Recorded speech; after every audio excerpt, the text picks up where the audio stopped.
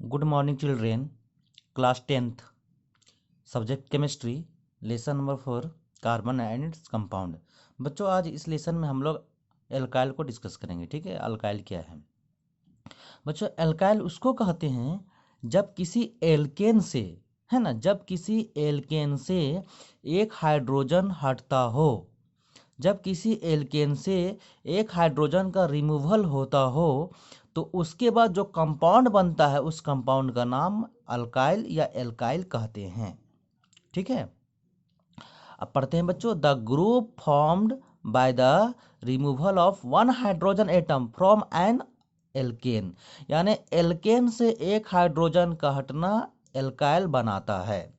अब इसका general formula होता है बच्चों एल्काइल का। ठीक है, इसका जनरल फार्मूला होता है CnH2n+1 और इसकी सफिक्स YL। ठीक है बच्चों, जैसे एल्केन में होता था ANE, एल्कीन में ENE, एल्काइन में YNE, उसी तरह एल्काइल में YL इसका सफिक्स होता है।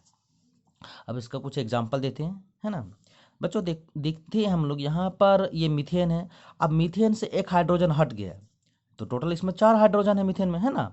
तो एक हट गया तो 3 बचा हाइड्रोजन, है ना। तो यानी CH3 CH4 था।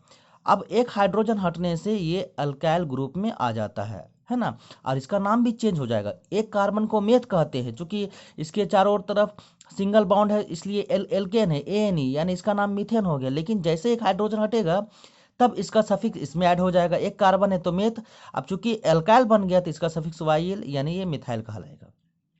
यानी मीथेन से एक हाइड्रोजन हटता है तो मिथाइल बनता है। उसी तरह इथेन से एक हाइड्रोजन हटेगा तो इथाइल बनेगा, है ना। C2H6 ये इथेन का फार्मूला है, C2H5 ये इथाइल का फार्मूला है। पता चला बच्चों कि एल्केन से एक हाइड्रोजन का हटना एल्काइल ग्रुप बनाता है। ठीक है बच्चों, उसके बाद देखते बच्चों यहाँ कुछ ग्रुप है एल्केन और एल्काइल का। ठीक है, जैसे CH4 मीथेन हो गया, इसका सफिक्स है ANE, एल्केन का, एल्काइल का YL।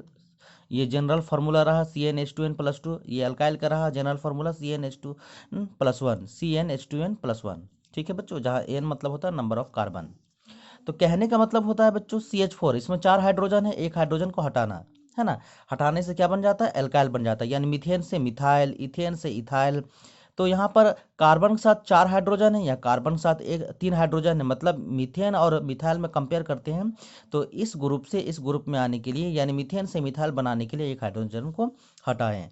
तो CH4 क्या हो गया? मीथेन। तो CH3 मिथाइल हो गया, C2H6 इथेन, इसी तरह C2H5 इथाइल हो गया, C3H8 प्रोपेन, तो C3H7 प्रोपाइल हो गया, C4H10 ब्यूटेन, तो C4H9 ब्यूटाइल हो गया। इसी प्रकार C5H12 पेंटेन हो गया, तो C5H11 पेंटाइल हो गया, C6H14 हेक्सेन हो गया, तो C6H13 हेक्साइल हो गया, है ना। इसी तरह बच्चों लास्ट में जो है C10H22 डिकेन हो गया, तो C10H21 ये डिकाइल हो गया। मतलब समझ में आ गया बच्चों कि एल्केन ग्रुप से एल्काइल ग्रुप में बदलने के लिए एल्केन में जितना हाइड्रोजन होता है उसको एक हटा देने से एल्काइल ग्रुप में बदलता है और उसका सफिक्स भी बदल जाता है। जिससे एल्केन का होता है ANE, ANE की जगह में हम लोग लिखते हैं YL। ठीक है बच्चों।